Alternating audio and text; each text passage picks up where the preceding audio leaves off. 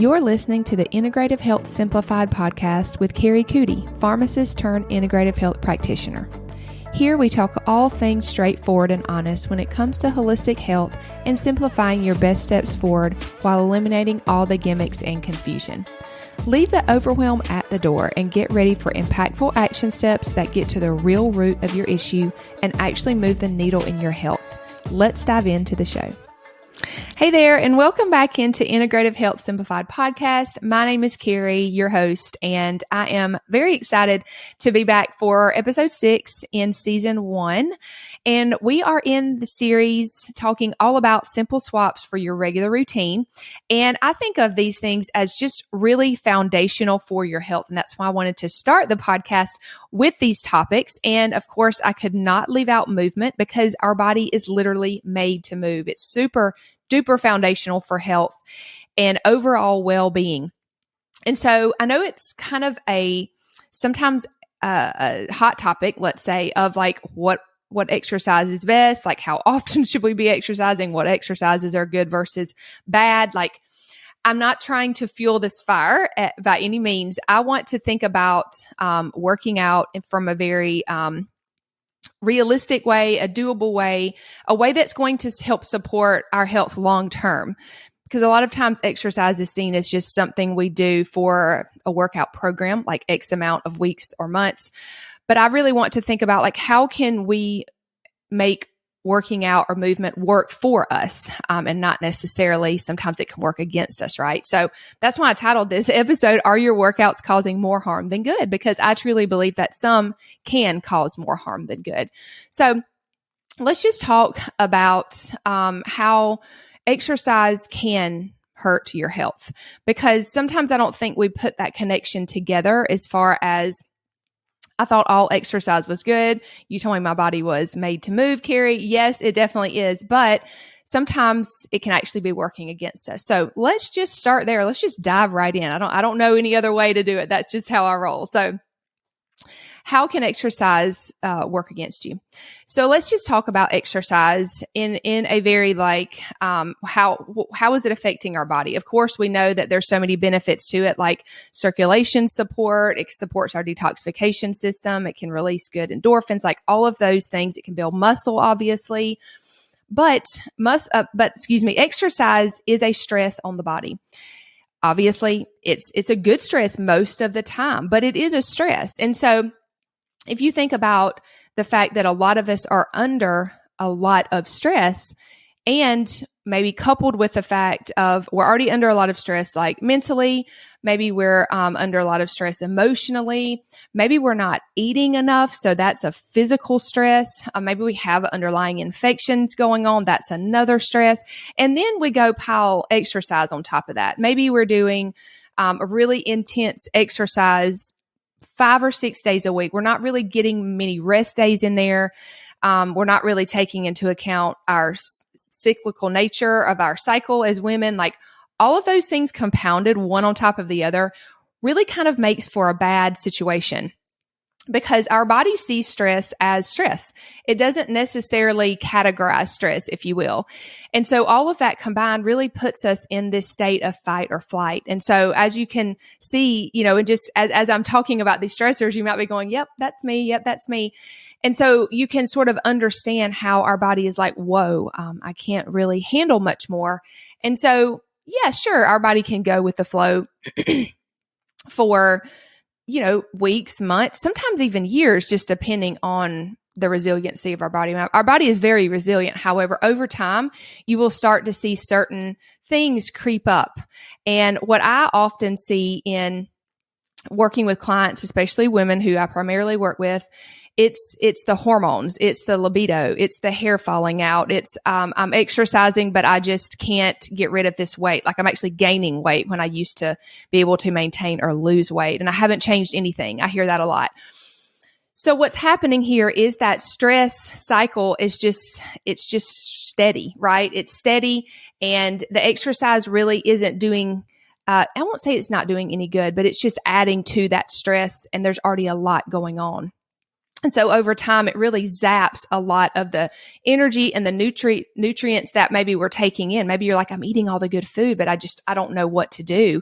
And that's because when we're under this state of stress and this exercise is kind of compounding that, especially when we think about hormones and the stress cycle and all that cortisol that's being released, because our body's like, oh, we need to be in this state of like, I can run away from a tiger and I can, run away from danger, when that's how our body perceives it, but that's actually not what's happening.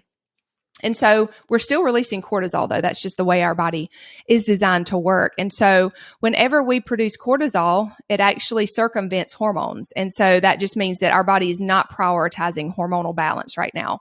And so over time, you can see how our hormones are just way out of whack if we are having this stress that is prolonged. And so I'm not saying exercise alone will do that. However, think about all the other stressors that I talked about, and you can see how that really can get out of control.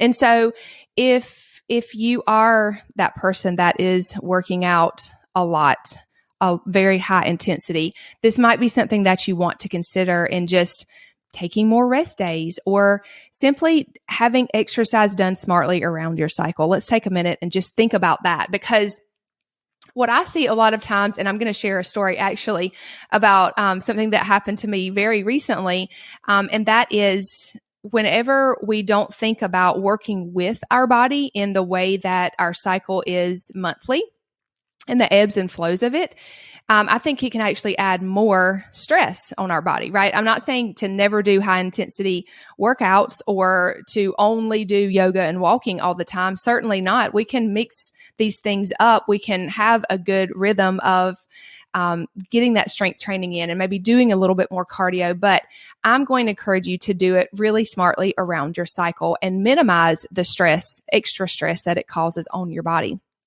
And so let's talk about what this might look like. And I will definitely put this in the show notes, because I know that, you might be driving or not where you can write this down. And I want you to be able to really curate your workouts around your monthly cycle. And I'm actually going to have a whole series on understanding your cycle better and how you can really work with your cycle. That's going to be a series coming in the future. So keep an eye out for that. But exercise done smartly around your cycle.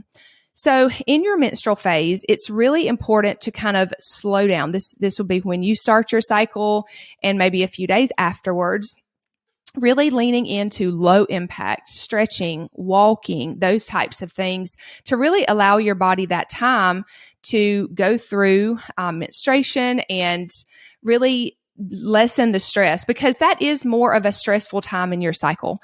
A lot of people really experience bad PMS type symptoms. It's very important to give your body extra support. I'm actually going to have a episode on that as well. But this will be one way that you could do that. So menstrual phase, stretching, low impact, walking. By the way, walking is always a good choice.